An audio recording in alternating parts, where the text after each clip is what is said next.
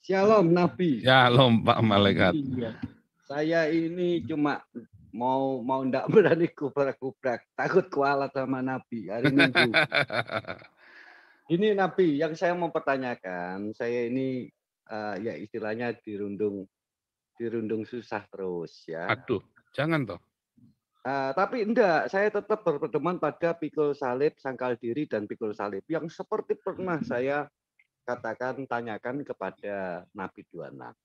Ini Nabi, saya ini barusan ini juga ada satu pertanyaan yang saya itu menggugah hati. Dan saya jawab itu sambil renyuh hati saya. Saya dikatakan begini, istilahnya tabur tuai. Nah, saya dalam hati itu sudah berontak. Maksudnya gini, memang saya jelas tahu tabur tuai di Alkitab ada, tetapi di Alkitab itu saya kok lebih ngeh lihat buah dari pohonnya. Sebab gini Nabi, yang saya mau tanyakan, kalau saya istilahnya tabur tuai, otak saya itu berbicara, saya suruh hitung-hitungan sama Tuhan. Gitu loh. Jadi selama ini memang saya sudah sangkal diri dan pikul salib. Terus saya dibilang tabur tuai. Saya langsung jawab, saya tidak mau berhitung dengan Tuhan saya. Gitu loh. Karena mutlak dia adalah hakim bagi saya. Jadi buat apa? Saya sebagai manusia itu istilahnya itu mau buat perhitungan, istilahnya itu enggak bisa. Itu hakim saya yang absolut. Apapun yang diberikan kepada saya itu adalah saya terima dengan damai, sukacita, dan senyum. Jadi juga bisalah saya terus terang aja, saya kurang ngerti Nabi, mohon dijelaskan kata-kata makna tabur tuai itu sebagai kehidupan di kehidupan. Toh juga maksud saya gini, toh Tuhan Yesus pun juga sudah ngerti perubahan zaman dengan gerejanya online dan lain sebagainya. Jadi apakah apa yang lebih pas gitu dengan kata-kata tabur tuai? Terima kasih Nabi. Terima kasih. Tabur tuai. Oke. Ya. Tabur tuai itu bukan hitungan ya, bukan hitung-hitungan, bukan reken-rekenan. Tabur tuai itu adalah sebuah proses alam. Kemarin kita sudah belajar ya tentang Tuhan, bahwa Tuhan itu bukan 3 dimensi. Ya, kita kan sudah belajar tentang Tuhan. Tuhan bukan 3 dimensi. Jadi apa kalau bila Tuhan itu jangan berpikir ada subjek, predikat, objek. Jangan berpikir begitu. Jangan berpikir Tuhan itu satu sosok yang duduk terpencil di sana atau di mana. Tuhan itu ya alam semesta ini. Makanya dulu saya bilang sama Muri Wali, Tuhan itu ya panteisme. Di mana-mana ada Tuhan. Ya, kalau di mana-mana ada satu tempat nggak ada Tuhan, berarti Tuhan nggak maha besar lagi. Di mana-mana, di alam roh dan di alam jasmani itu ada Tuhan. Ada Allah, ada Dewa, ada Sang Maha Dewa. Ada Allah yang akbar, bukan Allahnya Islam ya, tapi Allahnya semesta alam. Allahnya Islam cuma ada di Mekah, nggak pernah pergi kemana-mana. Makanya cuma bisa bahasa Arab doang. Nah, Allah yang mengerti segala bahasa di dunia, bahkan hanya bahasa tetesan air mata. Itulah semesta alam ini, ya. Nah, itulah namanya Jehovah Sebaot, ya. Tuhan semesta alam. Itulah Sebaot, Tuhan semesta alam. Artinya apa? Jehovah Sebaot itu, dia ada di dalam alam semesta ini. Dan dialah alam semesta ini, ya. Dialah alam semesta ini. Jadi, apapun yang kita berikan ke alam semesta ini, sesuai dengan hukumnya, kita akan menerima apa yang kita tabur. Itu bukan hitungan. Bukan hitungan. Ya, tapi cinta. Buktinya apa? Anda nabur satu padi, keluarnya ratusan kok. Apakah itu hitungan? Bukan loh. Anda nabur cuma satu bulir padi, keluarnya bisa ratusan loh satu rumpun. Itu nggak berhitung. Bisa 100 bulir, bisa cuma 2 bulir, bisa 50 bulir dalam satu rumpun. Bagaimana cara ngitungnya? Nggak bisa dihitung. Anda tabur satu biji mangga, ya kan? Anda kan tuai ratusan buah mangga. Tapi kadang-kadang bisa nggak menuai juga. Nah, jadi apa? Itu maksudnya adalah semesta ini nggak bisa dibohongin. Kalau Anda tabur cinta, Anda akan menuai cinta. Kalau Anda tabur dengan keserakahan, ya, Anda akan menuai bencana. Makanya pertanian, proyek-proyek pertanian dengan keserakahan ya, dengan eksploitasi tanah ya, dikasih pestisida yang gila-gilaan, kasih pupuk gila-gilaan, diolah tanahnya itu dibajak, wah itu nanti akan menuai bencana ya. Makanya banyak sekarang back to nature ya, pertanian organik. Organic farming ini tidak selalu tanpa kimia, dengan kimia, karena pada kenyataannya ya, tumbuh-tumbuhan itu menyerap unsur hara dari tanah, bukan organik loh yang diserap loh, tapi apa? Anorganik, kimia anorganik ya. Jadi itu kenyataannya. Jadi memang kimia anorganik. Ya mau itu berasal dari organik maupun sama saja. Pokoknya itu yang diserap oleh tanaman itu adalah anorganik. Kemudian tanamannya mengubah sistem metabolisme tanaman, mengubah yang anorganik ini jadi organik. Namun pemberian yang anorganik ini tidak boleh melebihi kapasitas alam. Ada namanya homeostatis. Oh, saya pakai istilah-istilah yang sulit ya. Sorry ya. Nah, tetapi ya ketika manusia mengelolanya dengan keserakahan, ya dunianya akan habis. Wah, capek lelah. Kemudian akhirnya dia apa? Muntah. Yang dimuntahkan itu bencana. Misalnya nih, suatu ketika terjadi wabah penyakit tanaman, sampai gagal semua. Wabah hama, tikus, wabah apa, pokoknya penyakit yang nggak karu-karuan. Sehingga gagal panen. Tiba-tiba terjadi kemarau panjang. Karena apa? Karena dieksploitasi semua. Semua itu adalah aksi reaksi tabur tuai. Nah, jadi kita nggak bisa menipu. Ya. Kita bisa mensiasati alam, tapi itu hanya menunda bencana. Termasuk corona ini. Corona ini adalah salah satu bentuk batas homeostatik. Homeostatik itu adalah kemampuan alam semesta untuk mempertahankan ekosistemnya seperti itu. Mentok. Harus ada yang mati, tereliminir. Harus ada yang mati karena alam sudah nggak mampu. Kenapa nggak mampu? Karena keserakahan manusia sendiri. Ya, alam nggak mampu menampung keserakahan manusia itu. Muntahin. Nah, tapi apakah Allah yang penuh cinta itu dikasih kesempatan lagi? Kalau enggak sudah selesai. Dikasih kesempatan lagi, masih. Makanya diberikanlah Yesus anaknya. Makanya tugasnya kita memberitakan Injil kepada segala makhluk. Bukan cuma manusia saja. Kabar baik, Injil itu kan kabar baik. Diberitakan bukan hanya kepada manusia loh, tapi kepada hewan dan tumbuhan, kepada alam semesta ini. Ya, itu yang terjadi ya. Itu yang terjadi. Alam semesta yang luar biasa ini, kalau Anda mengelolanya dengan keserakahan, nah masalahnya kan ada dosa sistem. Dosanya orang lain kita yang nanggung. Ya kan? Misalnya orang kentut, dia yang bikin salah, kita yang suruh nanggung menderita kan, bawa kentutnya dia kan, kurang ajar kan. Kan dosa orang lain kita yang nanggung kan. Dia yang mulus, kita yang kebauan. Nah itu dosa sistem. Gimana kita hidup dalam sistem manusia. Tetapi orang-orang ini akan saling tuai menuai. Itu nanti akan dipertanggungjawabkan di akhir zaman. Karena ada dosa sistem. Dan orang itu akan gara-gara satu orang terlambat bangun ya. Atau satu orang itu nerobot lampu merah. Nanti dosa sistem itu ujungnya nanti ya. Ada yang sampai mati, ada yang sampai apa segala macam, ada yang sampai macam-macam. Dan bisa kematian yang beruntun. Gara-gara satu orang langgar lampu merah. Padahal waktu dia langgar lampu merah, nggak ada yang mati loh. Cuman orang semua stuck aja, kecelakaan tapi nggak ada yang mati. Tetapi yang mati tiba-tiba urunutan rangkaian peristiwa itu tadi. Yang tidak terpahami oleh pikiran manusia, tapi dipahami oleh Allah. Nah itu dosa sistem. Dan kita nggak bisa. Tapi bagaimana dengan penderitaan kita? Apakah penderitaan kita adalah sebuah penderitaan kayak tadi? Di tangan orang-orang yang tidak penuh cinta, maka semua keterbatasan adalah penderitaan. Kutuk. Semua keterbatasan adalah kutuk. Tapi di tangan orang-orang yang penuh cinta, semua keterbatasan adalah kesempatan untuk menyatakan cinta kita. Menyatakan kuasa Allah, dinyatakan dalam hidup manusia. Jadi jangan menggunakan kelemahan atau penderitaan seakan-akan kita ini salah. Kalau kita penuh cinta, kita melihat penderitaan itu dengan cinta loh, beda loh. Ya, Anda kan melihat penderitaan dengan cinta, beda.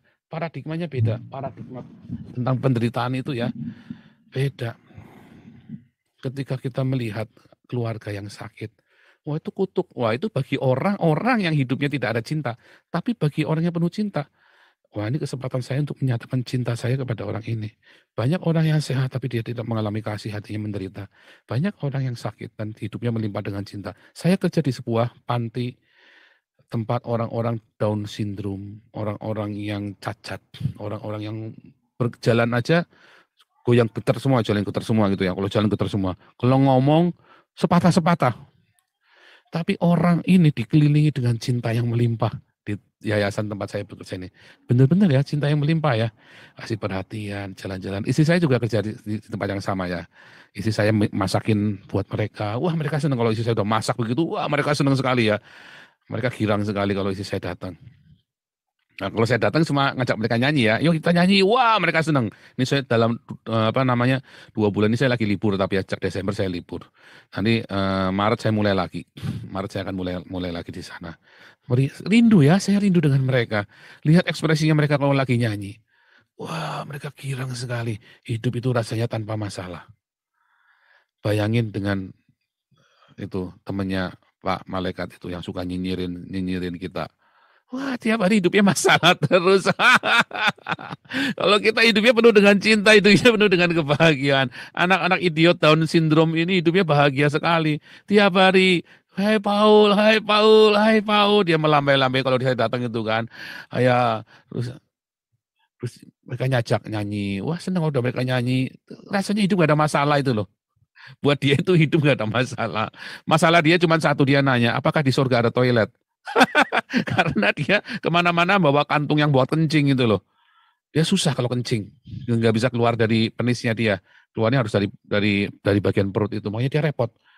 Dia harus selalu buang urinnya itu. Makanya ditanya, apakah di surga ada toilet? Dia nanya ke kita begitu. Itu pertanyaan yang sulit ya. Gimana jawabnya coba? Apakah di surga? Nanti kamu akan sembuh. Loh, sembuh? Aku sakit apa? Dia bilang, aku sakit apa? Dia jadi nggak tahu kalau dia sakit.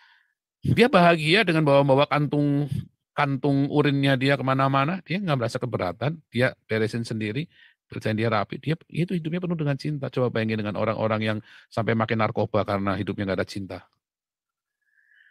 Orang-orang ini dia lebih penuh cinta dan dia bisa membantu sesamanya loh.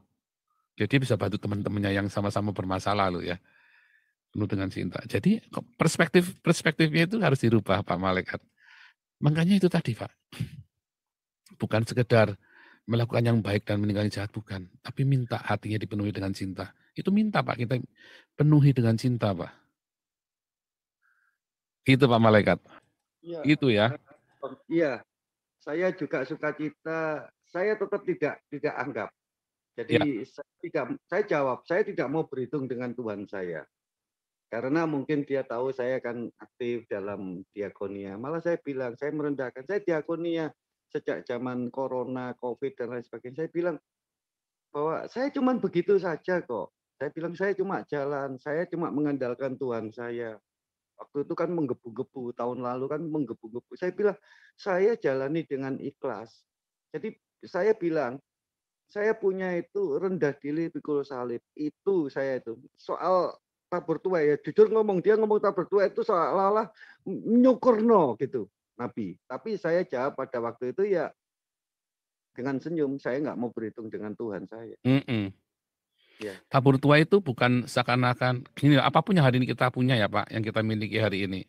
Kita kandas miskin, kita lagi sakit, kita lagi ada ini, jangan selalu berpikir, oh saya menuai yang jahat karena dulu saya bikin jahat. Oh belum tentu juga, nggak begitu. Sistem tabur tuai itu tidak sesimpel yang kita pikirkan. Ada runutannya semua. Kalau kita nabur satu padi ya, keluar bisa 100 bulir. Bagaimana cara prosesnya? Oh itu saya belajarnya 4 tahun Pak. Saya belajarnya 4 tahun bagaimana satu bulir padi bisa jadi ratusan. Dan bagaimana satu bulir padi itu jadinya ratusan dan baunya vanila. Ya kan? Ada yang bau vanila, bisa bau durian, ada loh bau-bau durian. Kenapa bisa begitu ya? Nah, rekayasa genetik. Dan bagaimana ini prosesnya? Dan ada C4, ada CAM, itu kan ada proses fisiologi yang bahkan rumit sekali di dalamnya. Jadi kita enggak ngerti, Pak. Kalau kita berpikirnya simpel pokoknya, penuh hidup kita dengan cinta. Nanti kita akan menuai cinta. Pernah orang buta dibawa ke Yesus kan, guru, Kalau ngeliat orang buta ini, siapakah yang salah? Dosa siapa? Dosanya dia apa dosa orang tuanya? Oh, bukan dosa siapa-siapa. Tetapi supaya kuasa Tuhan dinyatakan, nama Tuhan dipermuliakan. Apakah selalu melalui dengan mujizat? Tidak loh. Ya, apa sih gunanya mujizat? Ya, apa sih gunanya mujizat? Ketika cinta itu melimpah, mujizat itu sudah ada di sana. Ya kan? Ketika cinta itu melimpah, mujizat ada di sana. Jangan takut. Nikmati dengan ucapan syukur, semua bahagia. Saya baru ngeh itu dengan satu biji menjadi puluhan, ratusan. Ya itu betul. Saya baru ngeh, berarti kata-kata tabur tuai bukan seperti itu. Satu biji bisa menjadi puluhan ribu, ratusan. Ya berarti ya itu saya baru ngeh, dan nanti saya jawab gitu. Berarti kamu cinta Tuhan, kamu mengikuti Tuhan, itu kamu ada maunya. Maksudnya gitu. Iya. Kalau itulah filio, bukan agape. Nah, ya, itulah ya. filio. Makanya Petrus ditanya sama Tuhan Yesus, Petrus, kamu agape sama aku? Petrus jawabnya, Tuhan, aku ini cuma filio sama kamu. 2 kali ditanyain, Petrus, kamu ini agape sama aku? Tuhan, aku ini filio sama kamu. Yang ketiga ditanya, Petrus kamu filio sama aku? Nangis Petrusnya kan, sedih banget. Iya Tuhan kan tahu aku ini cuma filio. Aku ini ikut kamu karena aku mau numpang tenar. Begitu kamu disalib, kamu kelihatan tak berdaya, aku ketakutan Tuhan, aku lari. Iya kan? Tuhan tahu sebatas. Muridnya Gilbert kan tabur tuai. Iya, makanya kan Petrus bilang, Tuhan kan tahu kualitas cintaku ternyata hanya sampai filio saja. Jangan tanya aku agape, belum sanggup aku Tuhan. Belum sanggup, makanya kita mau belajar agape dari Tuhan ya. Dialah yang menyatakan Allah. Yesus ini kan, Yesus ini yang menyatakan siapakah Allah. Yesus ini yang mengeksegesa. Mengeksegesa apa? Menafsirkan. Yang mewujudkan, yang menyatakan Allah kepada kita manusia. Allah yang enggak seorang pun pernah mengerti, pernah melihat. Bahkan Buddha, Siddhartha Gautama pun enggak pernah, tidak bisa menjabarkan Allah itu seperti apa. Ya. Tapi Yesus menunjukkan nih loh, aku korbankan harga diriku, nyawaku, kehidupanku, semua aku korbankan. Sekalipun kamu menolaknya, tetap tak kasih, tetap tak tawarkan. Sekalipun aku ditolak, ya kan? Banyak orang mau jadi pahlawan bagi Indonesia kan, mau rela mati, tapi begitu ideologinya berubah, marah dia, langsung berontak. Ya kan? Nah itu namanya bukan cinta, itu pamrih. Ya kan, ada pamrihnya. Cintanya buat Indonesia ada pamrihnya. Ya kudu nurutin yang dia idealisasikan. Tapi kalau korban yang tanpa pamrih itu benar-benar ya sekalipun ya udah, aku berikan apapun tanpa pamrih. Ya. Soekarno hampir melakukannya ya, hampir. Ya ketika Soeharto mau merebut kekuasaannya dari Soekarno, Soekarno bilang kalau kita perang sesama kita nanti nggak kelar-kelar, mendingan aku ngalah, ambil. Sekalipun dia yang harus menderita, nggak apa-apa, ambil. Nah itu sudah salah satu contoh ya. Gus Dur sudah melakukannya ya. Sekalipun kehilangan harga diriku dan jabatanku, aku dihina, toh nanti orang ngerti. Dia punya iman, toh nanti orang mengerti siapa yang benar, siapa yang salah. Nah, makanya saya bilang Gus Dur itu santo, ya orang suci. Luar biasa.